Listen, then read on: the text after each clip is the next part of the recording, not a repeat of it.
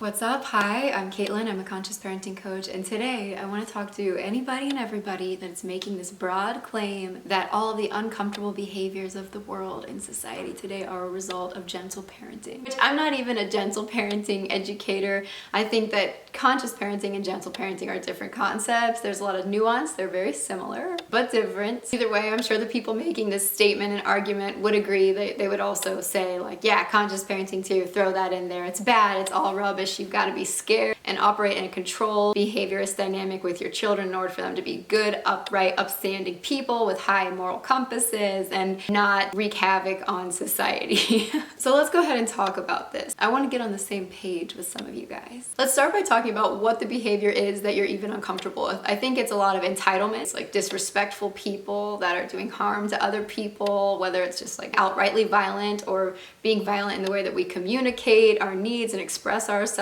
dishonesty, general craziness, chaos, which I have to start by saying, like, I totally get how you feel. I feel the same way. Conscious parenting is in fact a practice that most of us implement because we want to mitigate those things. We don't want those things for our children, our families, and for the greater good. But here's the thing, that behavior is not new. And I love history, and I think one of the funniest things in history is how every group of adult people is so upset and scared about what's to come in the world, and this new generation is just so horrible and everybody's so horrible. It's a common theme, and it has been forever. But let's talk about what is new. Conscious parenting. There is not even enough data, not even enough people that have implemented conscious parenting long term that have now raised adult people to make this claim that those are the people responsible for all of the horrible, uncomfortable things in society. Conscious parenting has genuinely not even been around long enough. There might be some outliers, some people that just intuitively parented in this way. I'll talk about what conscious parenting is in a second, but they might have raised adult people, but I feel pretty confident that those people are operating in a way that you might admire. However, that's just me saying that. I don't know, because I don't even know a whole lot of people that have raised their children like this from infancy and they're now in adulthood, experiencing life and relationships in whatever way or capacity. The mainstream methodology for raising children is behaviorism, operating from a place of fear and control, manipulating the behavior through things like coercion, shame, guilt, criticism,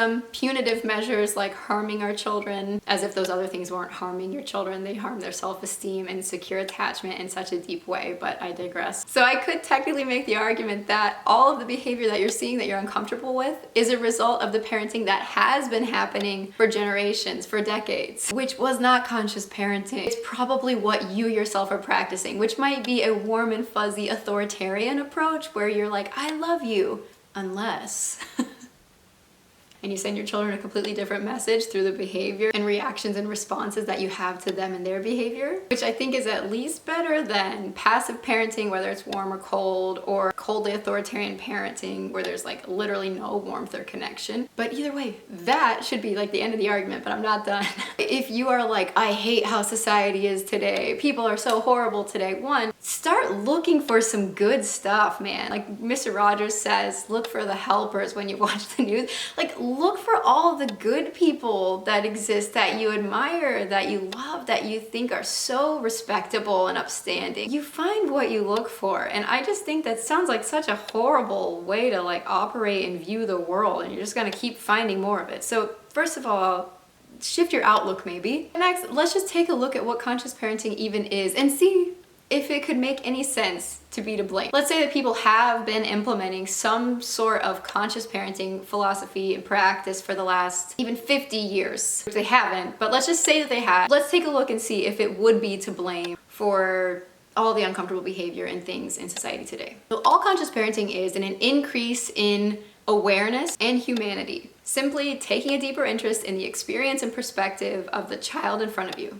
looking at them like a whole person, and eliminating the fear-based control dynamics and punitive measures that behaviorism suggests are necessary for positive growth of the child. Replacing things like guilt, shame, manipulation, all the things I mentioned earlier with connection, curiosity, modeling healthy communication skills, healthy emotional regulation skills, the parent not losing it and freaking out and getting punitive all the time, but getting like, okay, let me get my together, model what I want my children to be themselves when they are adult people functioning in the real world. Setting boundaries that, one, make sense, that are necessary, but also doing so with compassion, understanding that disappointment is like a normal human experience. It's a normal way to feel. We don't need to be triggered by it or uncomfortable about it. We can acknowledge that things suck sometimes and that they're hard sometimes instead of invalidating our kids' experience all the time. And just in general, showing up as what we want to teach on a consistent basis, doing the best that we can. It's not about being perfect, but it's definitely not being passive. In fact, it is super intentional and dialed in, not just to the child, but also to the parent. The long-term goals of a conscious parent are to get rid of low self-esteem, low confidence, insecure behaviors that lead to harming other people, whether in the way that we interact with them, like violently, because that's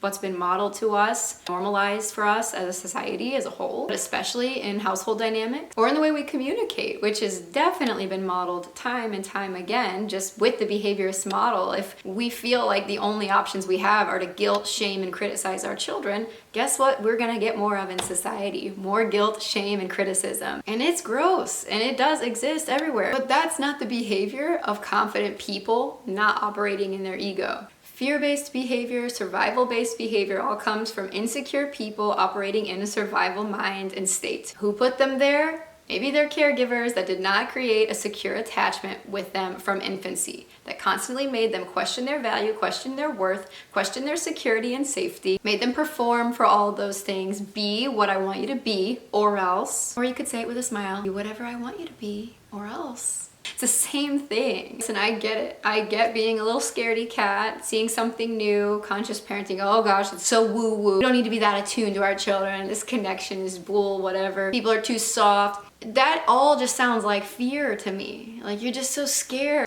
And most of the problems that exist because people are not able to be safe enough to be vulnerable, to have more connected relationships, have real influence over their children, to operate in a healthy way in their day-to-day life and relationships that their children can learn firsthand from. You're scared of people not respecting each other. How do you expect more of that through not respecting someone else, or small children that are like the next generation of adult people? Make it make sense to me.